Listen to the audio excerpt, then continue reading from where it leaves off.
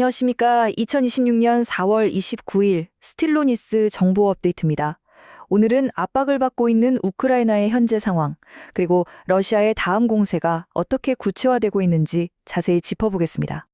오늘 저희가 전해드리는 이 정보 업데이트는 프로웨이브 AI의 스틸로 인테롭스와 함께합니다.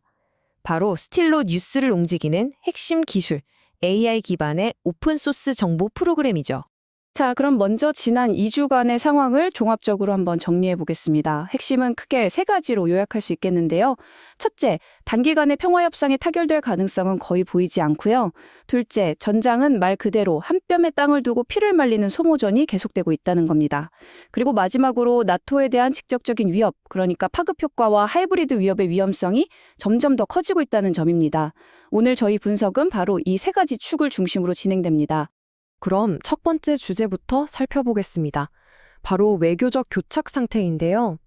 제목처럼 양측의 입장 차이가 전혀 좁혀지지 않고 있습니다. 물론 외교 채널 자체가 완전히 막힌 건 아닙니다.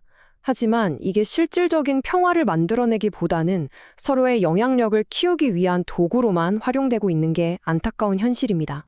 러시아의 입장은 라브로프 외무장관의 이 발언 하나로 명확하게 드러납니다. 외교에는 타협이 필요하지만 러시아의 안보나 돈바스의 이익을 희생시킬 순 없다. 이건 사실상 타협의 여지를 거의 남기지 않겠다는 아주 강경한 자세죠. 바로 이 지점이 평화로 가는 길을 가로막는 가장 큰 걸림돌이라고 볼 수 있습니다. 양측이 내세우는 평화 조건을 이렇게 나란히 놓고 보면 이 대화가 왜 이렇게 겉돌 수밖에 없는지 바로 알 수 있습니다.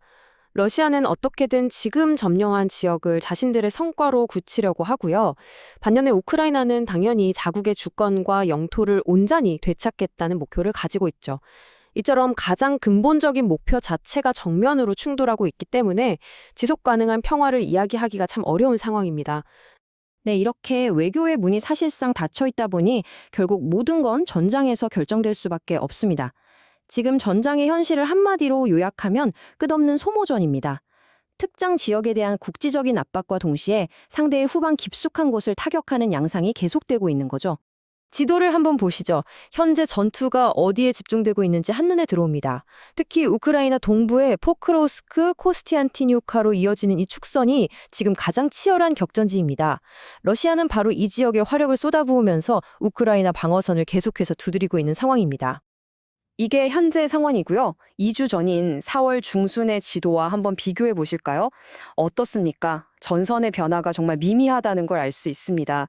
이 지도가 우리에게 말해주는 건 아주 명확합니다. 이 좁은 지역을 차지하기 위해서 양측이 얼마나 엄청난 자원과 또 인명을 쏟아붓고 있는지, 이 전쟁이 얼마나 끔찍한 소모전으로 치닫고 있는지를 그대로 보여주고 있는 겁니다.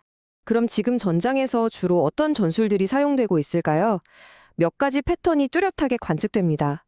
러시아는 소규모 부대를 투입해서 참호를 하나씩 점령해 나가는 이른바 개미핥기식 전술을 고수하고 있고요. 우크라이나는 이에 맞서서 러시아 본토의 에너지 시설 같은 후방의 핵심 목표를 타격해 압박의 강도를 높이고 있습니다. 그리고 이 모든 공격과 방어의 과정에서 양측 모두에게 FPV 드론은 이제 없어서는 안 될 가장 중요한 무기가 되었습니다. 자, 그런데 이 전쟁은 더 이상 우크라이나 국경 안에만 머물러 있지 않습니다. 그 파장이 국경을 넘어서서 이제는 나토 동맹 전체의 안보를 위협하는 수준에 이르렀습니다. 그렇다면 그 위협의 구체적인 실체는 과연 무엇일까요? 바로 이 질문이 핵심입니다. 나토에 대한 가장 가능성 있는 단기적 위협은 무엇인가? 전면적인 침공 같은 시나리오보다는 사실 다른 형태의 위협이 훨씬 더 현실적입니다. 다음 분석을 통해 함께 그 답을 찾아보시죠. 분석 결과를 보면 명확해집니다. 가장 큰 위협은 사실 러시아의 전면적인 침공이 아닙니다.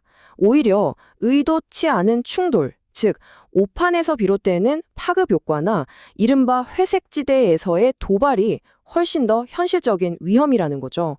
예를 들어 러시아 드론이 실수로 국경을 넘어 나토 영공으로 들어오거나 발트해 상공에서 의도적으로 군사적 긴장을 높이는 행위들 말입니다. 여기에 눈에 보이지 않는 사이버 공격이나 허위 정보 캠페인 같은 하이브리드 전술까지 더해지면 이건 언제 터질지 모르는 시한폭탄과도 같은 상황이 되는 겁니다. 자, 그럼 이제 마지막으로 앞으로 몇 주 동안 우리가 무엇을 가장 눈여겨봐야 할지 미래 동향을 예측해 볼 수 있는 핵심 지표들을 정리해 보겠습니다. 앞으로 이 네 가지 흐름을 주의 깊게 지켜보셔야겠습니다. 첫째, 러시아는 동부 전선, 특히 포크로스크, 코스티아니티우카 축선에 대한 압박을 계속 이어갈 겁니다.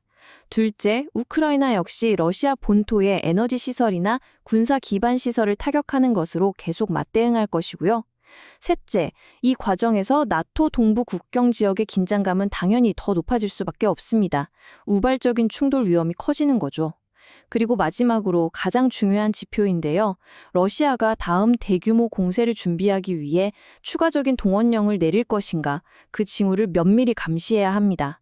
오늘 저희가 짚어드린 내용보다 더 깊이 있는 분석, 그리고 각 사건들의 전략적인 함의가 궁금하시다면 저희 스틸러 뉴스 정보 업데이트 전체 팟캐스트를 꼭 확인해 보시기 바랍니다.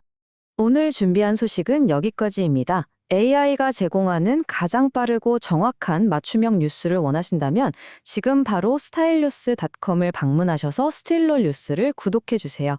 시청해 주셔서 고맙습니다.